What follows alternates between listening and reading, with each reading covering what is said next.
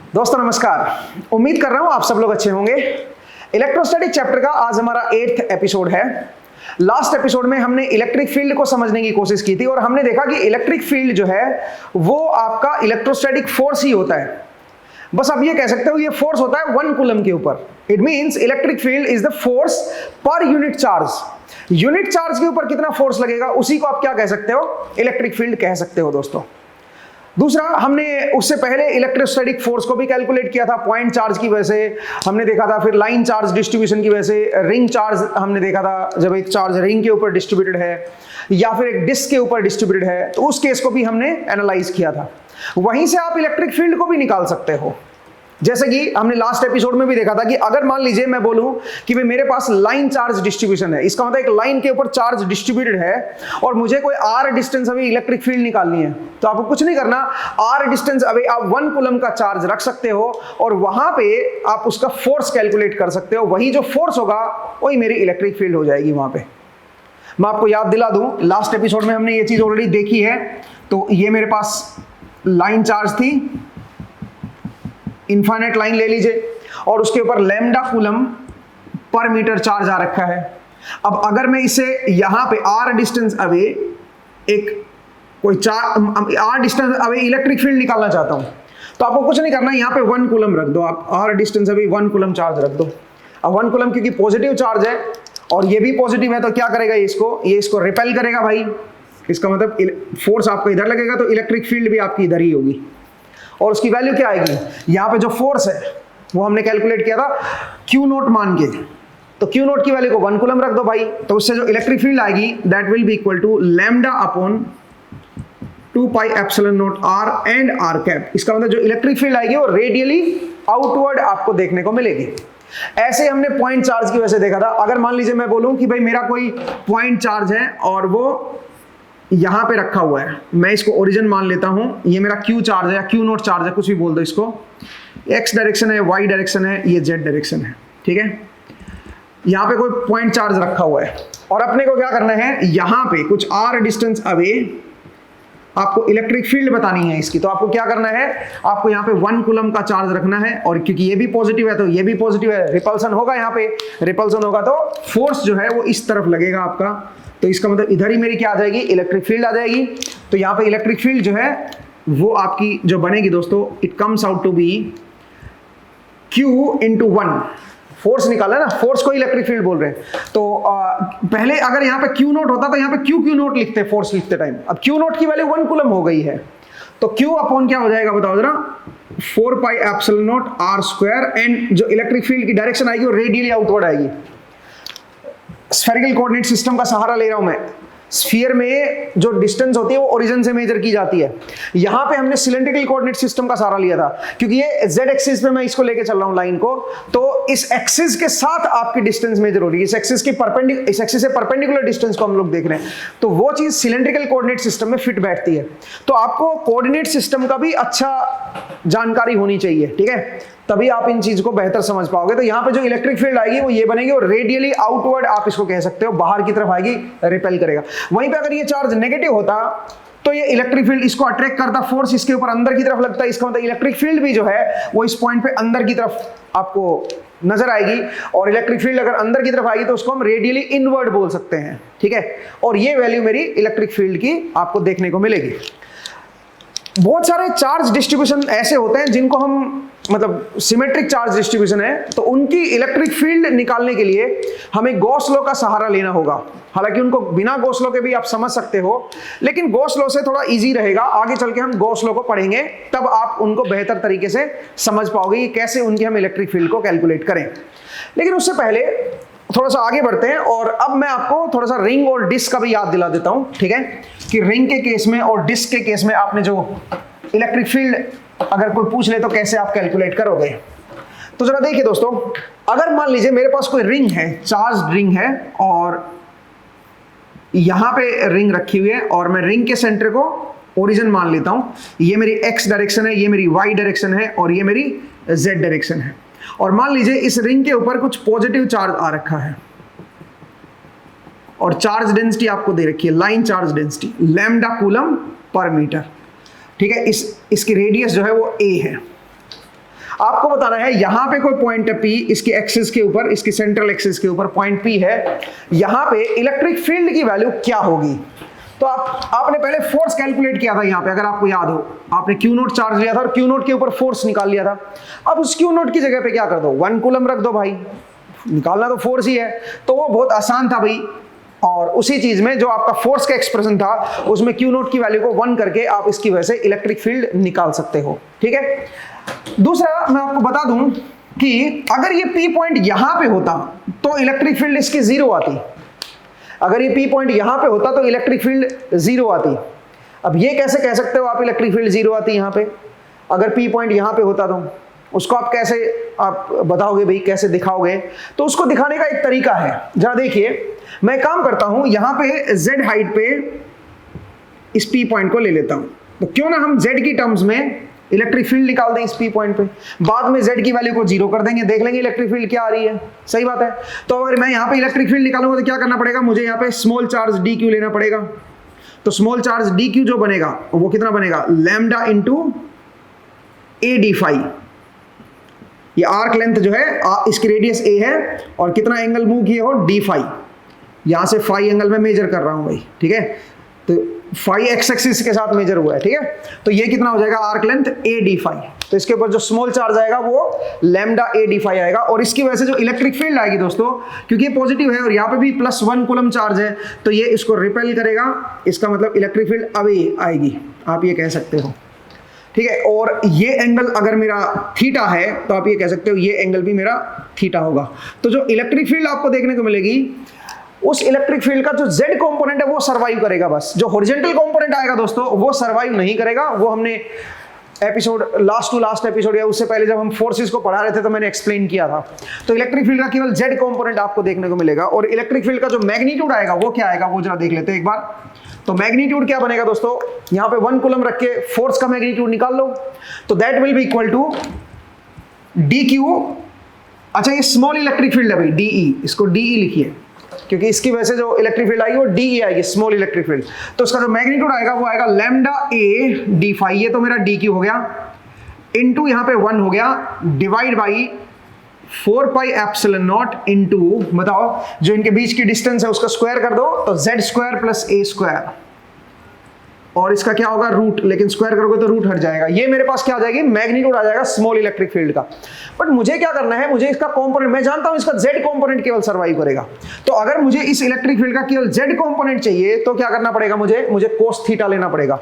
ये थीटा है तो ये भी आपका थीटा होगा, तो कोस थीटा क्या होगा, अगर मैं ट्रेंगल की बात करूं ये वाला, तो एक राइट एंगल ट्रेंगल है भाई, यहाँ पे 90 डिग्री एंगल बना हुआ है, ठीक है। कोस थीटा क्या होता है, बेस अपॉन हाइपोटेन्यूज, तो इसका मतलब आप कह सकते हो z upon root of this quantity, तो पावर 3/2 कर दूं भाई, सही है, because z square plus a square पहले से था, उसके साथ मल्टीप्लाई होगा root of z square plus a square, तो टोटल पावर ये 3/2 आ जाएगी, सही बात है। तो ये मेरे पास क्या आ गया, z कंपोनेंट आ गया इलेक्ट्रिक फील्ड का, ऊपर की तरफ कंपोनेंट आ गया इलेक्ट्रिक फील्ड का। हॉरिजॉन्टल कंपोनेंट मैं नहीं निकाल रहा हूं, मैंने आपको बता दिया, एक तरह से फोर्स ही है। यहां पे जो 1 कूलम है उसके ऊपर स्मॉल फोर्स आ गया है z की तरफ, और केवल z कंपोनेंट ही फोर्स का सर्वाइव करेगा यहां पे, ठीक है।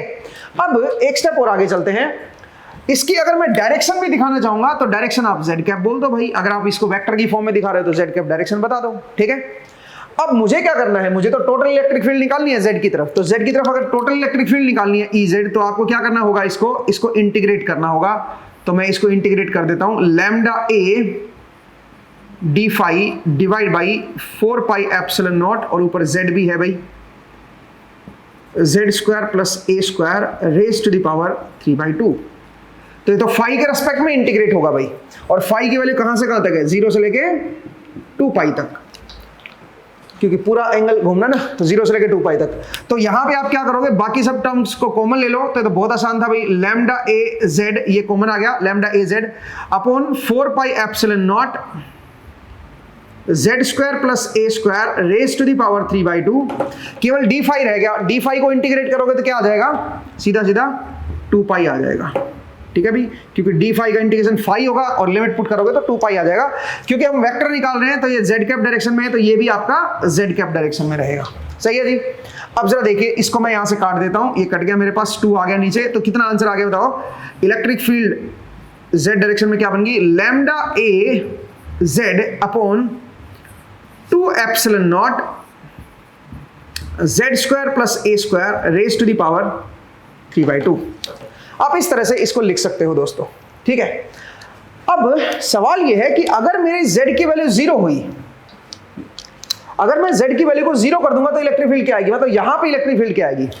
तो यहां पे जो इलेक्ट्रिक फील्ड बनेगी दोस्तों, it comes out to be at z equal to 0, electric field जो आएगी वो 0 आएगी दोस्तों। वर्टिकल कंपोनेंट भी 0 आएगा और हॉरिजॉन्टल कंपोनेंट तो पहले ही 0 है। इस एक्सिस के ऊपर हॉरिजॉन्टल कंपोनेंट तो इलेक्ट्रिक फील्ड का पहले ही 0 रहेगा। इवन आपका वर्टिकल कंपोनेंट भी 0 रहेगा यहां पे, इस पॉइंट पे। इसका मतलब यहां पे नेट इलेक्ट्रिक फील्ड ही 0 होगी। ये एक इक्विलिब्रियम पॉइंट है। यहां पे अगर आपने 1 कूलम रखा तो 1 कूलम आपका, उसके ऊपर नेट फोर्स 0 आएगा, उस 1 कूलम के ऊपर नेट फोर्स आपका 0 आएगा। लेकिन ये जो इक्विलिब्रियम पॉइंट है दोस्तों, ये आपका एक तरह से अनस्टेबल इक्विलिब्रियम पॉइंट है। मैंने आपको बताया था 2D में है तो ये अनस्टेबल इक्विलिब्रियम पॉइंट आएगा। तो आप देखिए कि किस तरह से हम रिंग की वजह से इलेक्ट्रिक फील्ड को कैलकुलेट करेंगे और उससे आप इस पॉइंट पे जो इलेक्ट्रिक फील्ड होगी वो भी आप कैलकुलेट कर सकते हो। एक स्टेप और आगे चलते हैं दोस्तों, एक स्टेप और आगे चलते हैं। नेक्स्ट जरा देखिए, अगर मैं डिस्क ले लेता यहां पे और डिस्क की वजह से इलेक्ट्रिक फील्ड पूछता तो भी सेम कंसेप्ट है वही, ठीक है। डिस्क की वजह से भी सेम, आप ऐसे ही आप जो है ना स्मॉल एरिया पे चार्ज ले लो dq, और उसकी वजह से इलेक्ट्रिक फील्ड का केवल z कंपोनेंट ही वहां पे सर्वाइव करेगा भाई, ठीक है। अच्छा एक चीज और ध्यान देना, हम यहाँ पे जो इलेक्ट्रिक फील्ड निकाले वो इसकी बिल्कुल सेंट्रल एक्सिस पे निकाल रहे हैं। अगर कोई साइड में मैंने कोई पॉइंट ले लिया तो बड़ा कॉम्प्लिकेट हो जाएगा भाई, ठीक है। उस केस में प्रॉब्लम बड़ी कॉम्प्लिकेट हो जाएगी। क्यों? क्योंकि उस यहाँ पे आपका केवल आपका z कंपोनेंट नहीं आएगा भाई, यहाँ पे और भी कंपोनेंट आएंगे। ये चीज आपको ध्यान देनी है, और भी बहुत सारे कंपोनेंट आएंगे, ठीक है। अच्छा अगर मैं z की वैल्यू को लार्ज कर दूं, very large, z tends to infinite, तो उस केस में इलेक्ट्रिक फील्ड क्या बनेगी? उस केस में या z की वैल्यू को आप a के मच ग्रेटर कर दो, आप z की वैल्यू को इनफाइनाइट मत करो। अगर मैं आपसे ये बोलता if z is much greater than a, अगर z की वैल्यू a से बहुत ज्यादा बड़ी होती तो फिर क्या आंसर बनता, जरा देखिए यहां पे। तो यहां पे अगर मैं इसको सिंप्लीफाई करूं तो मैं कह सकता हूं इलेक्ट्रिक फील्ड जो z डायरेक्शन में आएगी, it comes out to be lambda a z upon 2 epsilon naught into बताइए क्या बनेगा। यहां पे मैंने क्या कॉमन ले लिया बताओ जरा, क्योंकि z की value much greater than a है तो z स्क्वायर को मैं कॉमन ले लेता हूं भाई। z स्क्वायर कॉमन लूंगा तो z क्यूब आ जाएगा मेरे पास बाहर, और अंदर क्या बनेगा 1 plus a square upon z square raise to the power 3/2। एक बार देख लीजिएगा दोस्तों, इसको आप क्या कर सकते हो, क्योंकि z की वैल्यू a के कंपैरिजन में बहुत बड़ी है भाई, इसको नेग्लेक्ट कर सकते हो। तो यहाँ पे 1 ही रह गया और यहाँ पे जो z है और ये z क्यूब है ये कट जाएगा, z स्क्वायर रह गया। तो क्या बनेगा बताओ जरा, इलेक्ट्रिक फील्ड अगर z की value much less than a होती तो इलेक्ट्रिक फील्ड की जो वैल्यू आती वो आती lambda a z divide by 2, ये z से कट जाएगा ना भाई, यहाँ पे z स्क्वायर आ जाएगा, ठीक है। इस तरह का बन जाएगा। अब इस लैम्डा की वैल्यू भी पुट कर देता हूं। इस लैम्डा की वैल्यू क्या पुट करूं जरा देखिए। मुझे एक बात आइए, इसकी रेडियस है a, तो इसकी टोटल लेंथ क्या बनेगी, इसकी टोटल जो सर्कमफ्रेंस बनेगी वो 2πa बन जाएगी। 1 मीटर पे लैम्डा कूलम चार्ज है तो टोटल चार्ज जो आएगा इसके ऊपर वो कितना होगा, वो होगा lambda coulomb into 2πa, lambda coulomb into 2πa, ये मेरे पास टोटल चार्ज हो जाएगा। तो अगर मैं लैम्डा की वैल्यू टोटल चार्ज की टर्म में निकालना चाहूं दोस्तों, तो मैं इस तरह से लिख सकता हूं, लैम्डा को लिख सकता हूं total charge upon circumference. Total charge इसके ऊपर q है और इसकी टोटल सरकमफ्रेंस क्या है 2πa। तो अगर मैं डिवाइड कर दूंगा तो मेरे पास क्या आ जाएगा, चार्ज डेंसिटी निकल के आ जाएगी, इसकी लाइन चार्ज डेंसिटी आ जाएगी। तो अगर मैं लैम्डा की जगह पे ये पुट कर दूं तो electric field very far away जो आएगी that comes out to be qa divide by 2 epsilon naught z square into lambda की जगह पे क्या पुट कर दिया 1/2πa, q upon 2πa put कर दिया भाई, ठीक है। a से मेरा कट गया तो जरा देखो क्या बना ये, Ez की वैल्यू आई q upon 4π epsilon naught z square. ये बड़ा इंटरेस्टिंग रिजल्ट आया, ये बड़ा इंटरेस्टिंग रिजल्ट आया दोस्तों। z कैप ये इंटरेस्टिंग रिजल्ट क्यों है, जरा ध्यान से देखिए। अगर आप वेरी फार अवे जाके देख रहे हो, बहुत ज्यादा दूर जाके देख रहे हो इसको, इस रिंग को, तो आपको ये जो चार्ज है ये पॉइंट चार्ज की तरह नजर आएगा।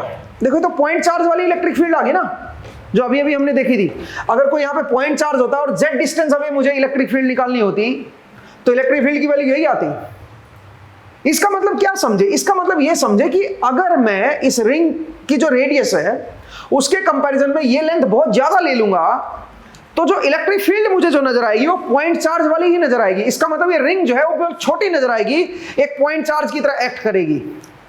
हमेशा याद रखिए। तो ये जरूरी नहीं है इस रिंग के अंदर ये हर किसी के अंदर होता है। जब भी आप कोई चार्ज डिस्ट्रीब्यूशन ले रहे हो, जो भी उसका साइज है जिसके ऊपर वो चार्ज डिस्ट्रीब्यूटेड है, उस बॉडी का जो साइज है, अगर उसके कंपैरिजन में आप बहुत ज्यादा दूर से इलेक्ट्रिक फील्ड को देख रहे हो या फोर्स को देख रहे हो, वहां पे कोई चार्ज रख के उस फोर्स को कैलकुलेट करना चाह रहे हो, तो वो जो चार्ज का जो डिस्ट्रीब्यूशन है वो एक पॉइंट चार्ज की तरह आपको नजर आएगा, वो एक पॉइंट चार्ज की तरह बिहेव करेगा।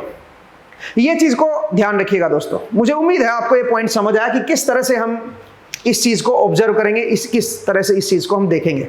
ठीक है। दूसरी बात, एक और बात बताता हूं। यहाँ पे जो चार्ज डिस्ट्रीब्यूशन है वो आपका यूनिफॉर्म है। हर जगह चार्ज डेंसिटी की वैल्यू क्या है? सेम है। पर यूनिट लेंथ आपका जो चार्ज है वो लैम्डा कूलम है, हर जगह सेम है। बट जरा सोचिए, अगर ये लैम्डा कूलम हर जगह सेम ना होता, एक हिस्से में ज्यादा चार्ज होता, एक हिस्से में कम चार्ज होता, और उस केस में मैं आपसे यहां पे इलेक्ट्रिक फील्ड पूछ लेता, फिर क्या करते?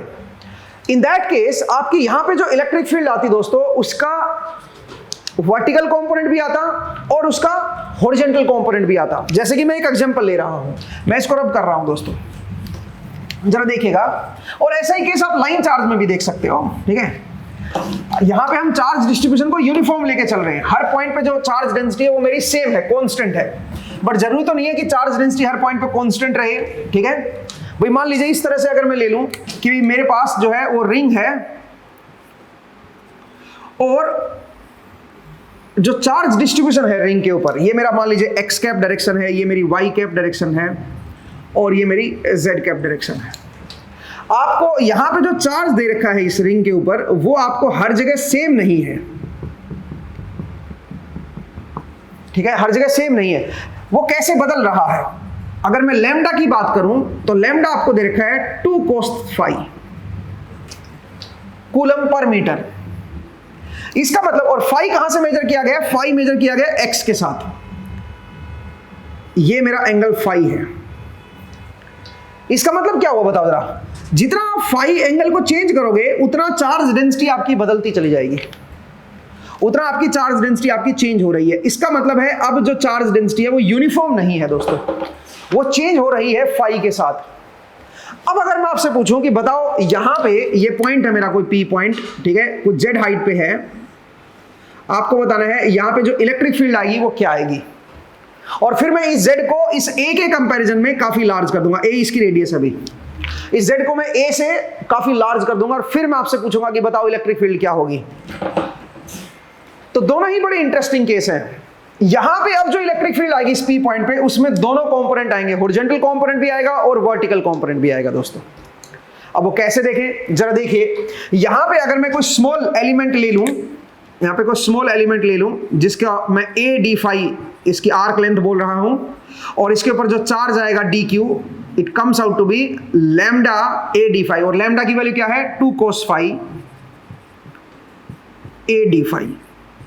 ये मेरे पास स्मॉल चार्ज हो गया दोस्तों, यहां पे ये मेरे पास स्मॉल चार्ज आ गया डी क्यू।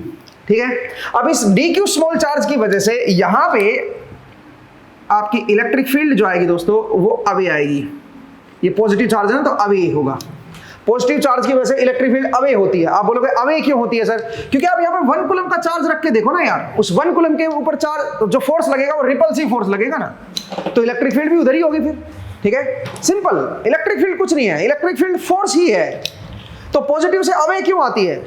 क्योंकि 1 कूलम चार्ज रख के देख लो, पॉजिटिव चार्ज से 1 कूलम चार्ज भी तो पॉजिटिव ही हो गया, और आपका जो चार्ज डिस्ट्रीब्यूशन है वो भी पॉजिटिव हो गया।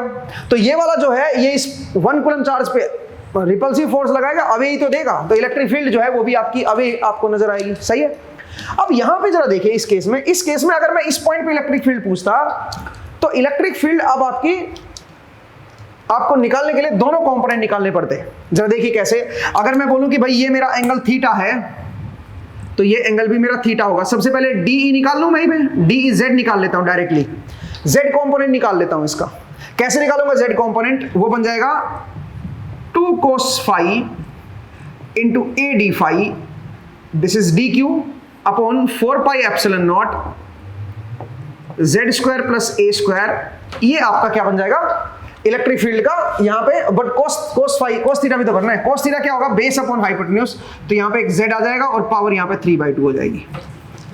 ये मेरे पास क्या आ जाएगा, z कंपोनेंट आ जाएगा दोस्तों इलेक्ट्रिक फील्ड का। अब बताइए, अब मुझे चाहिए हॉरिजॉन्टल कंपोनेंट। जो हॉरिजॉन्टल कंपोनेंट आएगा वो क्या आएगा, इसका एक हॉरिजॉन्टल कंपोनेंट भी आएगा, क्योंकि जो इलेक्ट्रिक फील्ड, अगर आप इसको विजुअलाइज करके देखें तो इलेक्ट्रिक फील्ड, मैं इसको कैसे विजुअलाइज कराऊं, मुझे एक पेन और चाहिए। चलिए यहाँ पे ये मेरे पास एक रोड है, उससे मैं समझाता हूँ। मेरे पास यहाँ पे एक स्मॉल एलिमेंट था डी क्यू, उसकी वजह से जो इलेक्ट्रिक फील्ड है वो इस तरफ है, ऐसे है। तो ये जो इलेक्ट्रिक फील्ड है जो इस तरफ गई हुई है, इसके दो कंपोनेंट हो गए, एक तो हॉरिजॉन्टल कंपोनेंट और एक आपका वर्टिकल कंपोनेंट होगा। जो यहाँ पे जो इलेक्ट्रिक फील्ड जो इस तरफ गई है उसका एक हॉरिजॉन्टल प्लेन में आएगा कंपोनेंट और एक आपका वर्टिकल आएगा, ठीक है। तो अब यहाँ पे हम क्या करने जा रहे हैं, हमने वर्टिकल कंपोनेंट तो ये लिख दिया भाई, अब मुझे करना कुछ नहीं, इसको इंटीग्रेट करना है, वर्टिकल कंपोनेंट तो निकल आएगा। पर जो हॉरिजॉन्टल कंपोनेंट आएगा वो कैसे हम लोग निकालें। हॉरिजॉन्टल कंपोनेंट के लिए डीई एच निकाल रहा हूं मैं हॉरिजॉन्टल कंपोनेंट। उसके लिए यहाँ पे cos थीटा की जगह sin थीटा कर दो भाई, cos थीटा की जगह sin थीटा कर दो। तो अगर मैं cos थीटा की जगह sin थीटा करूंगा तो बन जाएगा 2 cos phi a d phi upon 4 pi epsilon naught z square plus a square. ये तो उसका मैग्नीट्यूड था भाई डी का। अब यहां पे साइन फाई और लिखना है। साइन फाई क्या होता है, परपेंडिकुलर अपॉन हाइपोटेन्यूज। ये बन जाएगा भाई, यहां पे मैंने ए स्क्वायर कर दिया डायरेक्टली, क्योंकि ए अपॉन दिस आएगा ना, तो ए इंटू ए पहले से ही था तो ए स्क्वायर लिख दिया मैंने इसको। ये मेरे पास क्या बन गया, हॉरिजॉन्टल कंपोनेंट बन गया। लेकिन एक दिक्कत है, ये जो हॉरिजॉन्टल कंपोनेंट है इसके फर्दर दो कंपोनेंट है, एक एक्स की तरफ और एक वाई की तरफ। आप बोलोगे सर एक्स वाई की तरफ कैसे हैं, एक्स एंड वाई की तरफ कैसे हैं। इसको एक्स एंड वाई में ब्रेक करते हैं, क्योंकि इसकी डायरेक्शन भी तो लिखनी है ना, और डायरेक्शन में एक्स एंड वाई की टर्म्स में लिख रहा हूं। अगर आप ध्यान से देखें तो अगर मैं इसको टॉप से देखूं, जरा देखिए, जो इलेक्ट्रिक फील्ड थी, मैं भी आपको थोड़ा सा मैं विजुअलाइज कराता हूं। जो इलेक्ट्रिक फील्ड थी वो मेरी इस तरफ थी, ऐसे थी। अब जरा सोचिए, इसी चीज को आप टॉप व्यू से देख रहे हो, टॉप से देख रहे हो, तो टॉप से देखोगे तो आपको कैसा नजर आएगा। मैं इसको घुमा देता हूं ऐसे, आपको ऐसा नजर आएगा, ठीक है। अब यही चीज अगर मैं आपको बोर्ड पे दिखाऊं, मतलब मैं क्या कर रहा हूं, मैं एक्स को आपकी तरफ घुमा रहा हूं, ये आपका एक्स है, ये वाई है, जेड है। इलेक्ट्रिक फील्ड मेरी इस तरफ थी, मैं आपको इस वाई के अबाउट इसको रोटेट कर रहा हूं, सो दैट जेड आपकी तरफ आ जाए और वाई उधर ही रहे, एक्स नीचे चला जाए, ठीक है। जैसे हम सिलेंड्रिकल कोऑर्डिनेट सिस्टम में करते हैं, बिल्कुल वैसा ही हम यहां पे करेंगे। तो जरा देखिए, मैंने क्या किया, मैंने इसको इस तरह से घुमा दिया, तो रिंग जो है ये मुझे ऐसे टॉप व्यू में गोला नजर आएगी, ठीक है। और ये मेरे पास एक्स कैप बन गया, इधर क्या है बताओ, मेरा वाई कैप, और जेड कैप आपकी तरफ है, ठीक है। यहां पे मेरे पास डीएल था, यहां पे डी क्यू था, माफ कीजिएगा, डी क्यू था। और जो ये पॉइंट है जेड वाला, ये मुझे सेंटर पे नजर आएगा, यहां पे मुझे यहां पे नजर आएगा। इसकी वजह से जो इलेक्ट्रिक फील्ड आएगी दोस्तों, इसकी वजह से जो इलेक्ट्रिक फील्ड आएगी उसका हॉरिजॉन्टल कंपोनेंट मुझे ऐसे नजर आएगा। वर्टिकल तो आपकी तरफ हो गया, जेड कंपोनेंट तो आपकी तरफ हो गया भाई, और जो हॉरिजॉन्टल कंपोनेंट है वो इस तरफ नजर आएगा मुझे। अब ये जो हॉरिजॉन्टल कंपोनेंट है, इसके दो प्रोजेक्शन बनेंगे दोस्तों। कैसे भाई, ये फाई है एक्स के साथ, जो डी क्यू आपका बना था ये एक्स के साथ कितना एंगल बन रहा था, फाई। तो ये एंगल अगर फाई है तो इधर भी क्या एंगल बनेगा बताओ जरा, इधर भी आपका एंगल फाई बनेगा। और ये मेरे पास DEH है, मेरे पास हॉरिजॉन्टल कंपोनेंट है इलेक्ट्रिक फील्ड का जो आपने निकाला है। अब इसके दो कंपोनेंट आएंगे दोस्तों DEH के। कौन कौन से दो कंपोनेंट आएंगे बताओ जरा, एक cos phi minus i cap बन जाएगा और एक sin phi minus j cap बन जाएगा, ठीक है। तो मैं इसको क्या लिखूंगा बताओ जरा, ये तो उसका मैग्नीट्यूड है, इसके साथ साथ क्या लिखूंगा, cos phi minus i cap and sin phi minus j cap. ये दो कंपोनेंट और बनेंगे भाई साथ में, ये दो चीजें और आएंगी, आई कैप और जे कैप। ये दो डायरेक्शन और लिखनी है, ध्यान दीजिएगा भाई कैसे लिखा है हमने।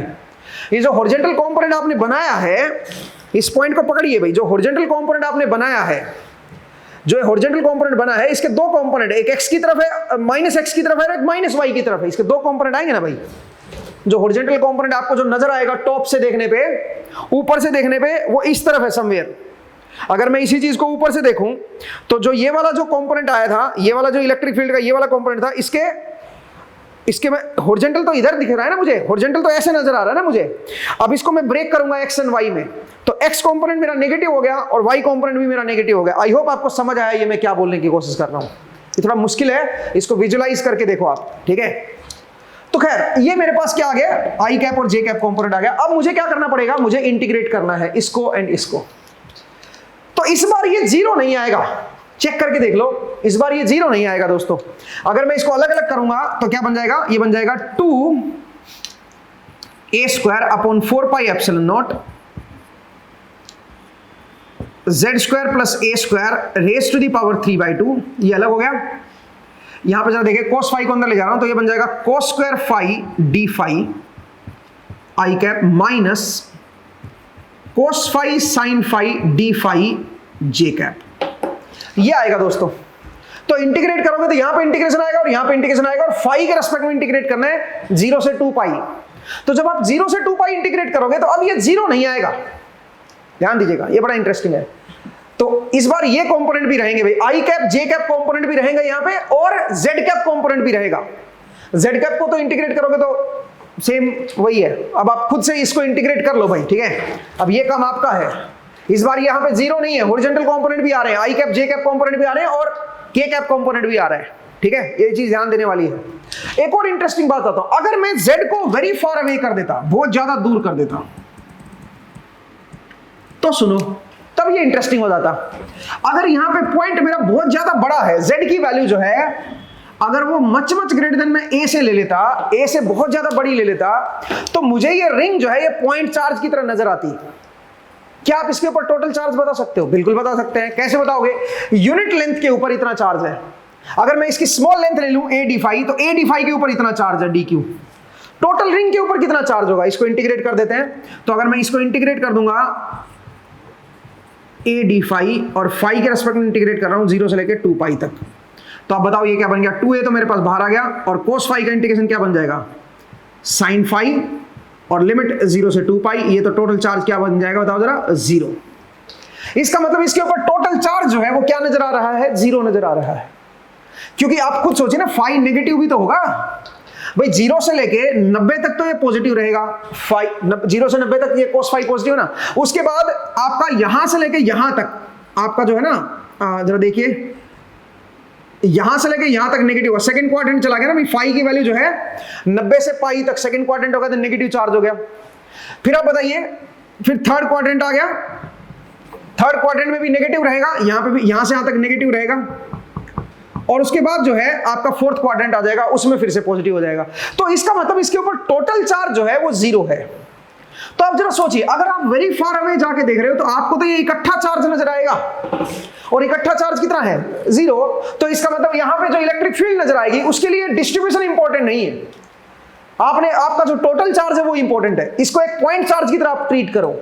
अब क्योंकि पॉइंट चार्ज की वैल्यू 0 बनेगी, तो इसका मतलब यहां पे जो इलेक्ट्रिक फील्ड आएगी वो भी आपको 0 नजर आएगी, अगर मैं Z को A के कंपैरिजन में बहुत बड़ा ले लूंगा तो।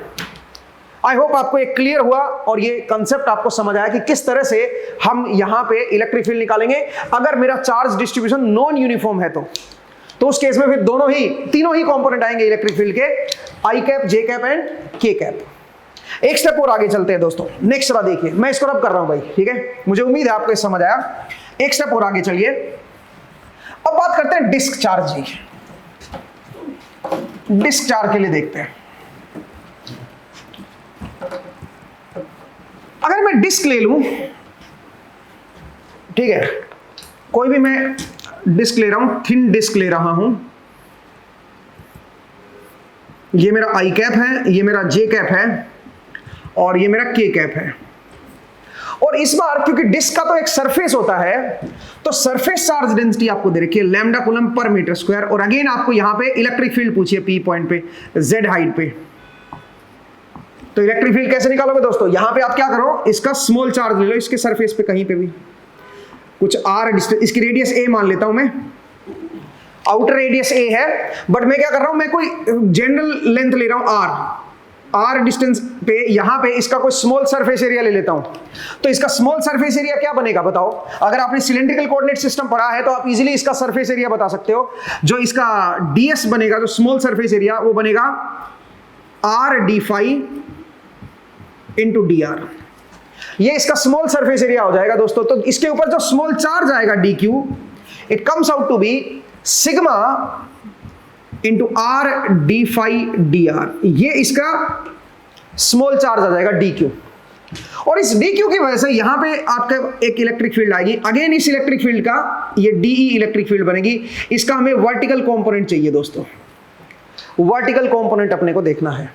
तो वर्टिकल कंपोनेंट के लिए मैं यहां पे थीटा ले लेता हूं, ये भी आपका थीटा हो जाएगा। तो डी cos थीटा जो है वो z कंपोनेंट हो जाएगा। मतलब अगर डी z निकालूं, मैं z डायरेक्शन की तरफ निकालूं, तो बनेगा D cos theta z cap. D क्या है? इसका मैग्नीट्यूड है, इस चार्ज की वजह से जो स्मॉल इलेक्ट्रिक फील्ड आएगी। तो डी की वैल्यू क्या बन जाएगी? डी की वैल्यू बन जाएगी भाई, यहां पे डी क्यू है, यहां पे 1 कूलम है, ठीक है। तो क्या बन जाएगा? D q lambda r d phi d r upon 4 pi epsilon naught r square plus z square, ठीक है। ये मेरे पास क्या आ गया? D into cos theta. Cos theta क्या होगा दोस्तों? Base upon hypotenuse. तो यहां पे जेड आ जाएगा और नीचे 3/2 आ जाएगा, सही है जी। ये मेरे पास क्या आ जाएगा? z कंपोनेंट आ जाएगा इलेक्ट्रिक फील्ड का ऊपर की तरफ, ठीक है। और फिर अपने को रिजल्टेंट अगर निकालना है, अपने को Ez टोटल इलेक्ट्रिक फील्ड निकालनी है, तो आपको क्या करना पड़ेगा? इसको इंटीग्रेट करना पड़ेगा, क्योंकि यहाँ पे डी फाई और डी आर है, तो r के रेस्पेक्ट में इंटीग्रेट करना पड़ेगा एंड फाई के रेस्पेक्ट में इंटीग्रेट करना पड़ेगा। इस तरह से आप जो है रिजल्टेंट इलेक्ट्रिक फील्ड निकाल सकते हो दोस्तों। z पॉइंट पे z डायरेक्शन में नेट इलेक्ट्रिक फील्ड आ जाएगी। हॉरिजॉन्टल कंपोनेंट 0 आएगा, क्योंकि मेरा जो चार्ज डिस्ट्रीब्यूशन है वो यूनिफॉर्म है। जब भी आपका चार्ज डिस्ट्रीब्यूशन यूनिफॉर्म होगा, हॉरिजॉन्टल कंपोनेंट इलेक्ट्रिक फील्ड का 0 आएगा दोस्तों। बट अगर ये चार्ज डिस्ट्रीब्यूशन नॉन यूनिफॉर्म होगा तब ऐसा नहीं होगा, ठीक है, ध्यान रखिएगा भाई। चलिए जरा यहां से इलेक्ट्रिक फील्ड निकाल देते हैं z कंपोनेंट। हालांकि आप पहले भी सोल्व कर चुके हो, आपने फोर्स निकाला था यहाँ पे Q नोट लेके, तो Q नोट आपका बाहर आ गया था। उस Q नोट की जगह पे 1 किया मैंने, और कुछ एक्स्ट्रा तो किया ही नहीं भाई। तो एक तरह से मैं तो रिपीट ही कर रहा हूँ उस चीज को, तो कोई बात नहीं, आपकी प्रैक्टिस अच्छी हो जाएगी। जरा देखिए भाई क्या बन जाएगा, ये बन जाएगा lambda upon 4 pi epsilon not, ठीक है। और z भी मेरे पास बाहर आ गया। अंदर क्या रहेगा जरा देखिए, अंदर एक तो फाई रह गया, तो फाई को तो सीधा इधर इंटीग्रेट कर ही देता हूं ना भाई, 2 पाई आ जाएगा ना। तो सीधा सीधा मैंने फाई को तो इंटीग्रेट करके 2 पाई लिख दिया, रहा सिर्फ r d r upon r square plus z square raise to the power 3/2। एक बार देख लीजिए भाई, बस ये रह गया। और r की वैल्यू कहां से कहां तक है? 0 से लेके a तक है। इसको काट दो यहां से, तो क्या बन गया बताओ जरा? ये बन गया sigma z upon 2 epsilon not. ये तो बाहर आ गया। अब अंदर देखिए, इसको सोल्व करते हैं। इसको कैसे सोल्व करेंगे भाई? एक काम करते हैं, मैं क्यों ना इस ट्रायंगल का सहारा लूं। ये z है, ये मेरा r है और ये थीटा। इसको अगर मैं देखो, यहाँ पे 90 डिग्री है ये एंगल, क्योंकि हॉरिजॉन्टल प्लेन में है, ये वर्टिकल में है, तो इन दोनों के बीच 90 डिग्री का एंगल है भाई। तो अगर मैं इस ट्रायंगल को अलग से निकालूं तो मैं कह सकता हूं एक मेरे पास r है, एक मेरे पास z है। मैंने थोड़ा इसको घुमा दिया बस, और कुछ नहीं किया। और ये मेरे पास हाइपोटेन्यूज है और ये मेरे पास थीटा है। तो यहां से मैं लिख सकता हूं tan theta is equal to, tan theta क्या बनेगा बताओ जरा? r बाई z। तो यहां से r इज इक्वल टू क्या आ गया? z tan theta. तो यहां से dr अपॉन डी थीटा की वैल्यू मैं लिख दूंगा, dr equal to z secant square theta d theta.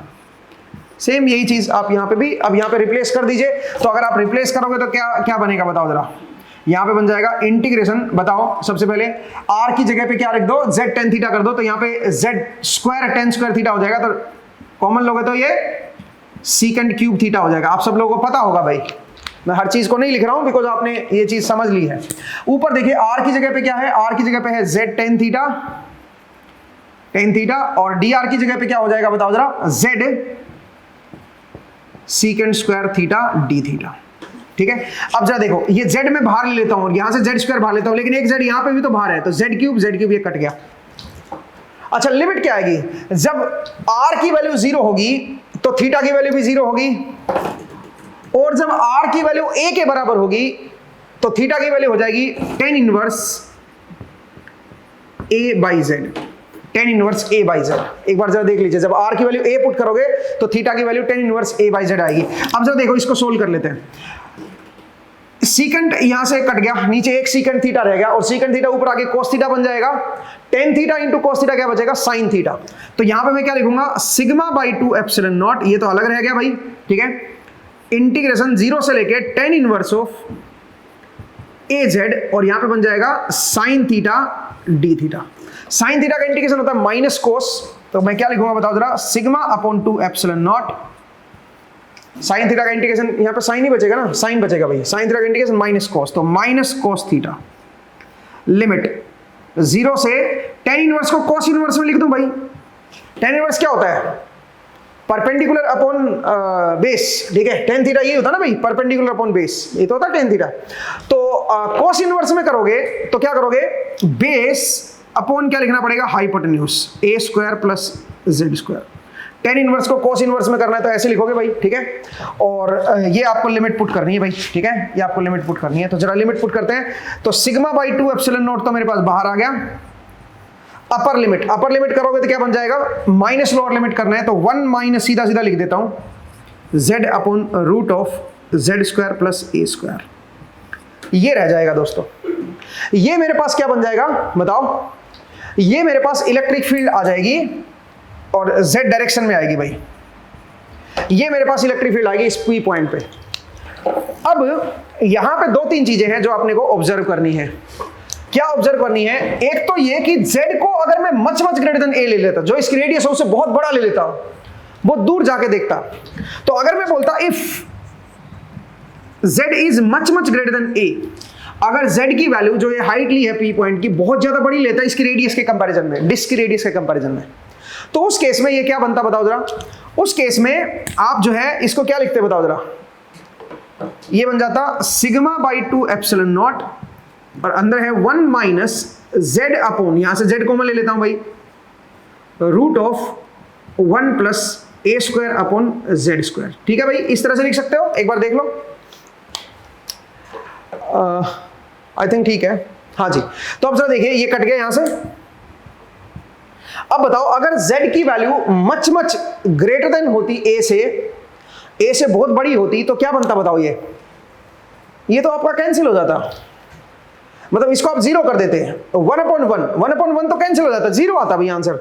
Electric field की वैल्यू तो आपकी क्या आती बताओ जरा, जीरो आती। क्या जीरो हो सकती है क्या इलेक्ट्रिक फील्ड? नहीं भाई, ये मैंने कुछ गड़बड़ कर दी है, देखो कहां गड़बड़ की है, एक बार देखो भाई कहां पे मिस्टेक हुई है हमारी, ठीक है, क्योंकि यहाँ पे मुझे लग रहा है कि मैंने कुछ मिस्टेक की है। इलेक्ट्रिक फील्ड आपकी जीरो नहीं होनी चाहिए। Upper limit minus lower limit करोगे तो 1 माइनस, आई थिंक ये सही है भाई, एंड एक गड़बड़ कर दी ना भाई, क्या गड़बड़ की है,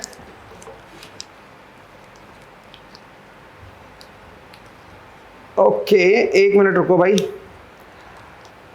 a by z perpendicular upon base, तो base upon hypotenuse, I think ये ठीक लिखा है मैंने, ओके। और टेन थीटा, यहां पे सीकेंट थीटा कोट थीटा आ गया, साइन अपॉन कोस, कोस से कोस कट गया भाई, ओके। यहां पे साइन थीटा रह गया अकेला, तो ये ठीक है, साइन थीटा का integration minus cos, upper limit minus lower limit करोगे तो 1 माइनस, ये ठीक, ये भी ठीक है भाई। तो इलेक्ट्रिक फील्ड तो आपने सही निकाली भाई, जेड डायरेक्शन, जेड पॉइंट पे इलेक्ट्रिक फील्ड तो आपकी सही है मेरे हिसाब से, तो ठीक है। अगर मैं z को मच ग्रेटर देन ले लूं a से, a जो पॉइंट है उससे बहुत ज्यादा दूर अवे ले लूं मैं इसको, तो क्या बनेगा, यहां से मैंने z को कॉमन ले लिया, ठीक है, काट दिया, ये बचा मेरे पास, ओके। अब थोड़ा सा इसको सिंप्लीफाई करते हैं, ठीक है। जीरो तो नहीं लिखेंगे इसको, क्योंकि आपको लग रहा है कि भाई यहां से मैं कैंसिल आउट कर दूंगा इसको। देखो ये क्वांटिटी बहुत ज्यादा छोटी हो गई है, अगर z much greater than a है तो आप इसको 1 के कंपैरिजन में नेग्लेक्ट कर सकते हो, नो डाउट अबाउट इट, ठीक है। बट क्यों ना मैं इसको थोड़ा सा और सिंप्लीफाई कर दूं, इसको क्यों ना ऐसे लिख दूं, जरा देखिए, सिग्मा बाई 2 एप्सिलॉन नॉट, क्योंकि अगर जीरो तो हो नहीं सकता ना भाई, आप जानते हो, तो मैं इसको ऐसे लिख देता हूं, 1 minus 1 plus a square upon z square raise to the power -1/2। एक बार जरा देख लीजिए भाई, इसको ऊपर ले आया मैं -1/2, इस तरह से मैंने लिख दिया इसको। अब बताओ, अब अगर मान लीजिए मैं इसको सिंप्लीफाई करूं तो क्या बन जाएगा बताओ जरा। क्या मैं इसको ऐसे लिख सकता हूं कि ये आपका बन जाएगा sigma upon 2 epsilon naught into, सीधा सीधा इसको मैं रफली ऐसे लिख देता हूं 1 minus 1/2 A square by Z square. मैंने इसको जस्ट एक तरह से इसको सिंप्लीफाई कर दिया है, क्योंकि ये बहुत छोटे क्वांटिटी है, तो बहुत छोटी क्वांटिटी है तो ये पावर से मल्टीप्लाई कर देता हूं इसको, और मैं इस तरह से लिख देता हूं। तो अल्टीमेटली क्या बन गया, ये आपका बन गया sigma upon 4 epsilon not a square upon z square. ये मेरे पास इलेक्ट्रिक फील्ड आनी चाहिए। हालांकि ये नेग्लिजिबल है, ये बहुत ज्यादा नेग्लिजिबल है, ठीक है। आप बोलोगे क्या ये सही है सर, जरा चेक करते हैं। मुझे एक बात बताइए, इसके ऊपर टोटल चार्ज क्या है, चेक कर लेते हैं कि ये सही है या नहीं है। टोटल चार्ज अगर मैं निकालूं तो बनेगा सिग्मा इनटू पाई ए स्क्वायर, ये बनेगा टोटल चार्ज Q। तो सिग्मा की वैल्यू जो बनेगी वो बनेगी Q अपॉन पाई ए स्क्वायर। आप ऐसे लिख सकते हो भाई, टोटल चार्ज की टर्म में अगर लिखना हो तो क्यों ना यहां पे सिग्मा की जगह पे यही पुट कर दूं। तो अगर मैं ये पुट करूंगा सिग्मा की जगह पे तो क्या बन जाएगा, ये बन जाएगा Q अपॉन पाई ए स्क्वायर, और यहां पे 4 भी है, यहां पे एप्सिलॉन नॉट भी है, यहां पे ए स्क्वायर भी है, और यहां पे जेड स्क्वायर भी है। ए स्क्वायर से ए स्क्वायर कट गया, तो क्या बचा दोस्तों, ये बचा Q divide by 4 pi epsilon naught z square. अब ये बड़ी इंटरेस्टिंग रिजल्ट आ गया। ये तो वही पॉइंट चार्ज वाला है यार, ये तो वही पॉइंट चार्ज वाला है। इसका मतलब अगर आप वेरी फार अवे देख रहे हो तो इसको आप एक Q से रिप्लेस कर दो ना यार। इसका जो टोटल चार्ज है वो Q के टर्म्स में लिख लो आप, उसको Q मान लो आप टोटल चार्ज को, और उसकी वजह से जो इलेक्ट्रिक फील्ड आ रही है वो यही आ रही है। आप बोलोगे लेकिन सर जेड की मच गणित होगी तो यहां से जीरो आ रहा है ना, जब आपने जेड को कॉमन लिया और इसको नेग्लेक्ट किया तो जीरो आएगा। ठीक बात है, ये जीरो ही है। जब जेड को वेरी लार्ज ले लोगे, सोचो आप जेड को आपने इनफाइनाइट ले लिया, तो इनफाइनाइट ले लिया तो ये जीरो ही तो बन रहा है, तो ये यहां से भी वही जीरो ही आ रहा है अप्रोक्सीमेटली। लेकिन मैं उसको जीरो बनाना नहीं चाहता, ठीक है। मैं ज्यादा लार्ज नहीं लेना चाहता, मैं इतना लार्ज लेना चाहता हूं कि भाई ये नेग्लिजिबल हो, बहुत छोटा हो, बट इसको अगर आप जीरो ही कर दोगे ना तो फिर खत्म ही हो जाएगा। फिर तो ये भाई ये जीरो कब होगा बताओ, जब जेड की वैल्यू क्या हो जाए बताओ जरा, इनफाइनाइट। तो मैं उतना एक्सटेंड तक नहीं जा रहा हूं, मैं मान के चल रहा हूं कि भाई ये क्या है, ये आपका काफी ज्यादा स्मॉल है, तो इसको मैंने रफली इस तरह से लिख लिया, और उसको थोड़ा सिंप्लीफाई करके हमने देखा कि ये तो फिर पॉइंट चार्ज वाला ही केस आ गया। तो इसका मतलब है अगर मैं डिस्क को लूं और उस डिस्क में वेरी फार अवे चला जाऊं, तो वेरी फार अवे जाने से इसकी जो रेडियस है वो तो बहुत ही नेग्लिजिबल हो जाएगी। इसका मतलब मुझे डिस्क एक पॉइंट चार्ज की तरह नजर आएगी। आप जब दूर से कोई चीज को देखते हो तो आपको बहुत बड़ी चीज भी छोटी नजर आती है ना, तो ऐसा ही होगा, डिस्क जो है पॉइंट चार्ज की तरह नजर आएगी। इसका टोटल चार्ज Q है और इसकी वजह से इलेक्ट्रिक फील्ड ये होगी। इसका मतलब डिस्ट्रीब्यूशन मैटर नहीं करता फिर उस केस में, ठीक है। जितना नजदीक जाते जाओगे उतना आपको डिस्ट्रीब्यूशन मैटर करेगा। अब एक और चीज जरा देखिए, अगर इसी में मैं A को बहुत बड़ा लार्ज कर देता, सोचिए A is much much greater than Z, जो हाइट है उसके कंपैरिजन में A को बहुत बड़ा कर देता, सरफेस जो डिस्क का सरफेस है उसको बहुत बड़ा कर देता, उस केस में क्या होता दोस्तों, अगर A की वैल्यू मेरी Z के कंपैरिजन में बहुत बड़ी होती तो फिर क्या होता, तो फिर इलेक्ट्रिक फील्ड क्या आती उस केस में। जरा देखिए, तो मैं इसको रब कर रहा हूं, तो हमने ये तो प्रूव कर दिया कि भाई अगर Z जो है वो रेडियस से बहुत ज्यादा लार्ज है तो ये एक पॉइंट चार्ज की तरह बिहेव करेगी।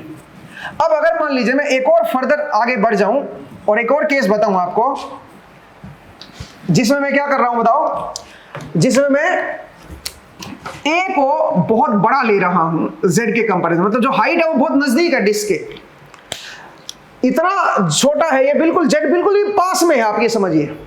तो अगर इसका मतलब Z की वैल्यू क्या हो जाएगी, A से बहुत ज्यादा छोटी हो जाएगी। या फिर आप ऐसे कर लो कि Z को आप लार्ज ले लो बट A को बहुत ज्यादा लार्ज ले लो। फिर मान लो कि जो है वो बहुत ज्यादा बड़ा सरफेस है डिस्क का, तो उस केस में आप जरा देखिए जो इलेक्ट्रिक फील्ड है वो क्या बन जाएगी, सिग्मा बाई 2 एप्सिलॉन नॉट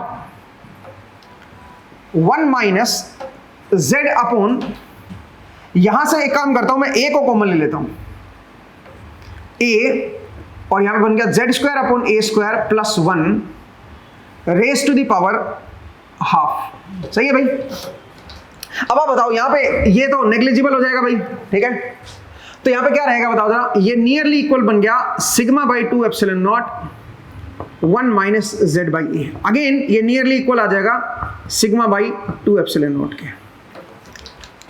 इसका मतलब ये हुआ अगर आप डिस्क के बिल्कुल पास में जाके देख रहे हो, डिस्क के बिल्कुल ही पास में चले गए हो, तो आपकी जेड हाइट बिल्कुल नेग्लिजिबल है ए के कंपैरिजन में, तो वहां पे आपको इलेक्ट्रिक फील्ड ये नजर आएगी। या एक और तरीका भी है, आप इसकी रेडियस को इतना लार्ज ले लो, भाई इसकी रेडियस को इनफाइनाइट ले लो, इसको एक शीट मान लो, तो अगर मैं डिस्क की रेडियस को इनफाइनाइट ले लूंगा तो आपको क्या नजर आएगी, एक इनफाइनाइट शीट नजर आएगी, आपको उसके सिरे नजर ही नहीं आएंगे क्योंकि आपने रेडियस को इनफाइनाइट ले लिया। तो उस केस में आप किसी भी हाइट पे देखो, आप किसी भी हाइट पे देखो, आप यहां से किसी भी हाइट पे देखो, आपको जो इलेक्ट्रिक फील्ड नजर आएगी वो आपको sigma by 2 epsilon not constant नजर आएगी। तो यहां से एक और चीज पता चल गई अपने को कि इनफाइनाइट शीट की वजह से जो इलेक्ट्रिक फील्ड होती है वो क्या होती है, वो आपकी सिग्मा बाई 2 एप्सिलॉन नॉट होती है, और वो away from the positive sheet होती है। जो है अगर मैं पॉजिटिव शीट ले लूंगा तो उससे अवे आएगी दोस्तों इलेक्ट्रिक फील्ड। तो मुझे उम्मीद है आपको ये समझ आया कि किस तरह से हम यहां पे इलेक्ट्रिक फील्ड को कैलकुलेट करेंगे एक डिस्क के केस में। डिस्क के केस में कैसे आप इलेक्ट्रिक फील्ड को देखोगे और इनफाइनाइट शीट की जो इलेक्ट्रिक फील्ड होती है वो क्या होती है। अब और भी बहुत सारे स्ट्रक्चर हैं जिनकी वजह से आप इलेक्ट्रिक फील्ड को कैलकुलेट करते हो, जैसे कि आपका स्फेरिकल डिस्ट्रीब्यूशन चार्ज का, कि अगर कोई चार्ज मान लीजिए कोई स्फीयर के ऊपर है, सरफेस के ऊपर है, तो वहां पे इलेक्ट्रिक फील्ड कैसे निकालोगे, ठीक है, उसको हम कैसे देखें। फिर आ जाइए आप एक स्टेप और आगे अगर हम चले तो आप कह सकते हो कि जो चार्ज है वो स्फीयर के सरफेस पे नहीं है, वो उसके अंदर डिस्ट्रीब्यूटेड है, तो उसके अंदर इलेक्ट्रिक फील्ड क्या होगी, उसके बाहर इलेक्ट्रिक फील्ड क्या होगी। तो ऐसी बहुत सारी और भी सिचुएशन है जिनमें हम क्या करेंगे, इलेक्ट्रिक फील्ड को कैलकुलेट करेंगे, बट उनको कैलकुलेट करने के लिए हमें गॉस लॉ को पहले पढ़ना है। गॉस लॉ को हम पढ़ेंगे भाई, लेकिन उससे पहले मैं आपको इलेक्ट्रिक फील्ड लाइंस के बारे में पढ़ाना चाहता हूं। तो अगले एपिसोड में जब आपसे मुलाकात होगी तो मैं आपको इलेक्ट्रिक फील्ड लाइंस के बारे में डिस्कस करूंगा और उसके ऊपर एक दो एक्सपेरिमेंट है उनको भी हम लोग देखेंगे। तो चलिए दोस्तों, आज के लिए इतना ही करते हैं। नेक्स्ट एपिसोड में फिर से आपसे मुलाकात होगी। अपना ख्याल रखिए, पढ़ते रहिए, मुस्कुराते रहिए। नेक्स्ट टाइम मिलेंगे। Thank you.